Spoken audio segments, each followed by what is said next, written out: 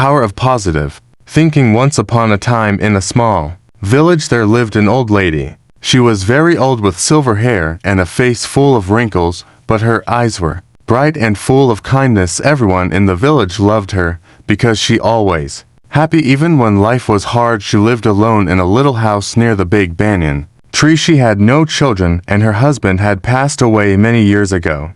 But she never complained. She would sit under the tree, talk to people, and always smile. In the village people worked hard. Some were farmers, some were carpenters, and other worked in the small market. Sometimes the rain did not come and the crops dried up. Sometimes people got sick and couldn't work. Life was not easy and many villagers were often sad or worried. One day a young woman named Radha came to her. Radha was crying and her face was full of worrying. She said, "I don't know what to do. My husband has gone to the city to find work, but he has not sent any money. My children are hungry and I am scared." The old lady looked at Radha and smiled softly. "Sit down, my child," she said. "Tell me, what do you think will happen?" Radha wiped her tears and said, "I don't know. I feel like bad things will happen.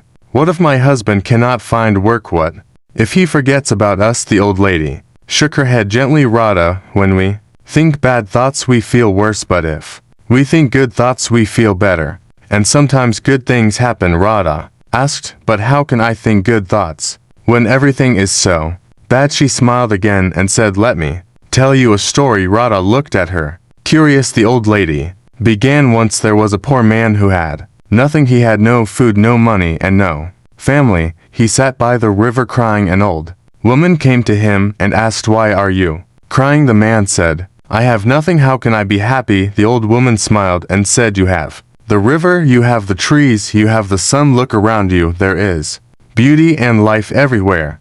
If you think about what you don't have, you will always be sad. But if you think about what you do have, you will find peace." The man listened, and slowly he stopped crying. He started to see the good things around him. And from that day, his life began to change. The old lady looked at Radha and said, "You see, my dear, the man's life did not change because of magic. It changed because he changed his thinking. When we think positive, our heart feels lighter and we can face problems better." Radha thought about the story and said, "Will my thinking really change my life?" She smiled gently and said, "Yes, if you wake up every morning and tell yourself today will be a good day, you will find the strength to work, to care for your children, and to Washington wait for your husband with hope. If you only think about what might go wrong, you will feel sad and weak." Radha nodded slowly. "I understand. I will try to think good thoughts from now. That's the first step, my child," she said. Radha left old lady's house with a lighter heart. Every day she remembered her word.